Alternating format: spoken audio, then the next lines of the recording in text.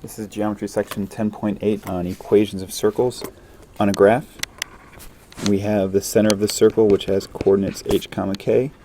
We have a point on the circle which has coordinates x, y. And we're going to draw in this radius, which has a length of r. And if I draw in this horizontal segment as well as this vertical segment, they've got to be perpendicular to each other. And the length of this horizontal one is the distance between these two x values, or we could say that this length is x minus h. And likewise, the length of this vertical segment is the distance between y and k, so this length is y minus k. So then using the Pythagorean theorem, we could say leg squared plus leg squared equals hypotenuse squared. And this is the equation for the center of a circle when it's on a graph. The center is h, k, and the radius is equal to r. In other words, the square root of that number that's by itself. So in this problem, we have x minus 4 squared plus y minus 3 squared equals 25. The center is 4, 3. The radius is the square root of 25, which is 5. This next example has a center of 0, 0, because we could call this x minus 0 and y minus 0. And the radius is the square root of 36, which is 6. If we're going to graph the circle, we could put the center onto the graph. So that's -5, -2. I'll make that an open circle because it's not actually part of the graph. And then since the square root of 9 is 3, the radius is 3, so I could go right by 3 units. 1, 2, 3. Up by 3. Left by 3. And down by 3. Those 4 points will line up, and we'll try the best we can to draw a circle that goes around them. Next one, if we have a center at 5, 0, that means it's going to be x minus 5 squared plus y squared for that part of it. And since the radius is 4, 4 squared is 16, there's the equation of that circle. The next one is x minus 2 quantity squared plus y plus 3 quantity squared is equal to the radius squared. Since the diameter is 12, the radius is 6, 6 squared is 36. In the next example, we're given that the center of the circle is at 5, 1, so we know this. We don't know what the radius is equal to yet, so I'll put in equals r squared. However, we do know that the point 9, 4 is on the circle. So if I plug in 9 for x, and also plug in 4 for y, and evaluate this, 9 minus 5 is 4, 4 squared is 16, 4 minus 1 is 3, 3 squared is 9. That would give me the radius squared of 25. So then our equation is x minus 5 squared plus y minus 1 squared is equal to 25. In this equation, we want to write the equation of a line that is tangent to this circle through that point. So a really quick sketch of this graph. The center is at 2, -3, and the point 8, 7 must be on the circle. If the line is tangent to the circle through this point, that means that this is the point of tangency. We want the equation of this line. What we can do is figure out what we know about this segment, the one that goes from the center of the circle to that point. What we know is that its slope would be equal to, so here's our center, the slope would be equal to 7 minus -3 over 8 minus 2.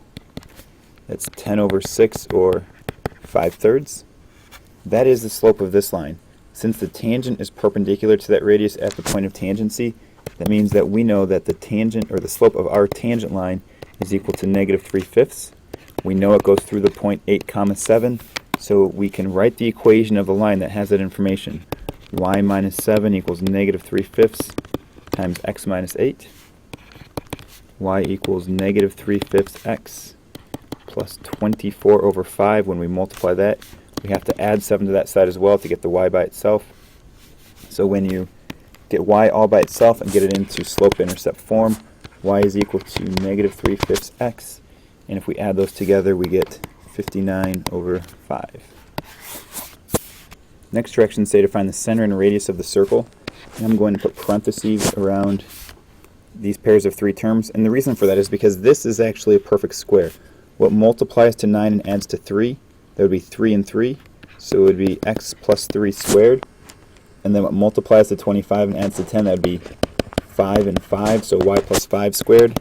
That's equal to 36. We didn't have to change that at all. So then our center is -3, -5, and the radius is equal to 6. in the next one there is a blank left, and there's a good reason for that, because we don't know what number completes this square. The key to finding this number is this b value. Half of 10 is 5.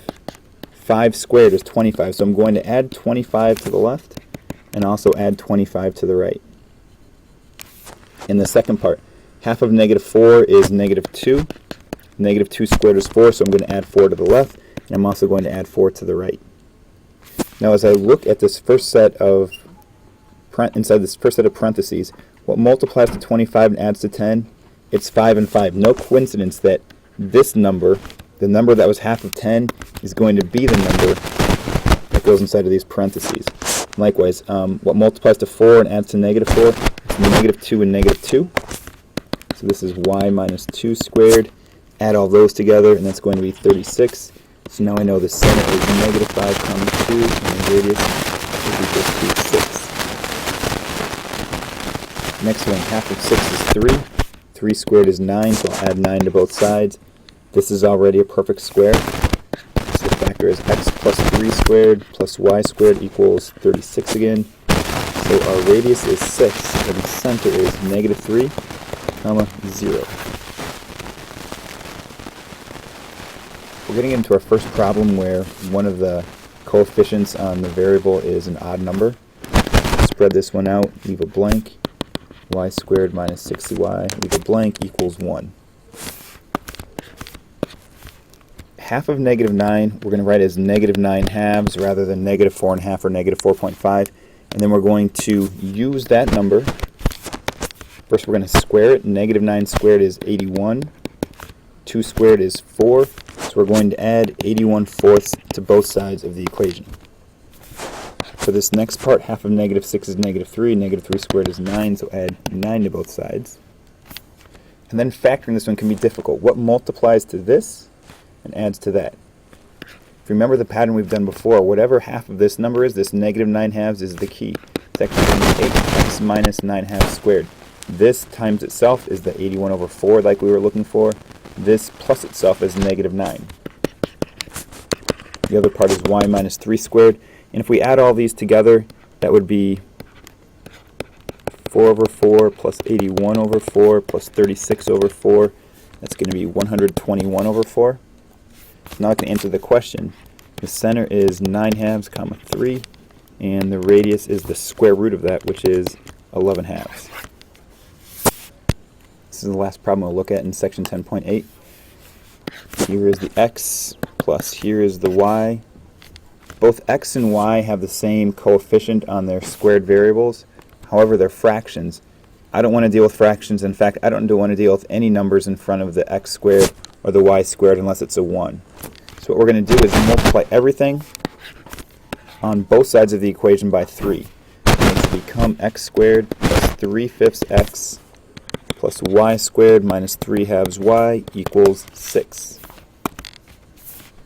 We'll group our x's together, group the y's together. Half of 3/5, well, I can either divide the numerator by 2, or I can multiply the denominator by 2 whenever I'm trying to take half of something. So half of 3/5 we're going to write down as 3/10. When we square that, that's 9 over 100, which gets added to both sides.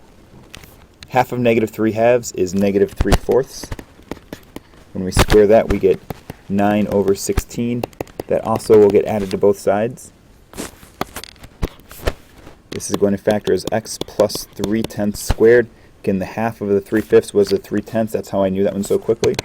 The other one is y minus 3/4 squared equals. Then we have to add all of these together.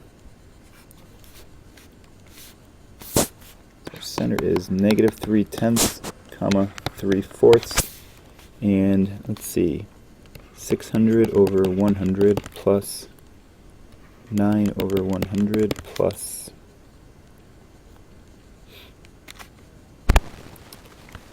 let's multiply this by 25. That would be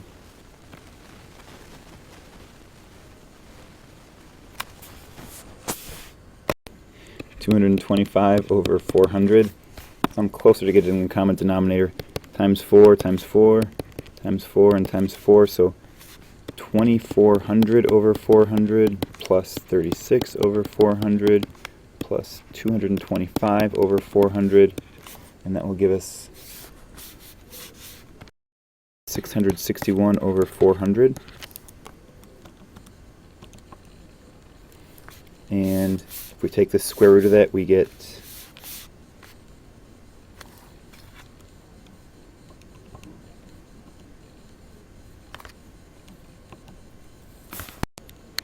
and then square root of 2,661 over 400 isn't going to simplify down very much. It's root 2661 over 20. There is our center and radius.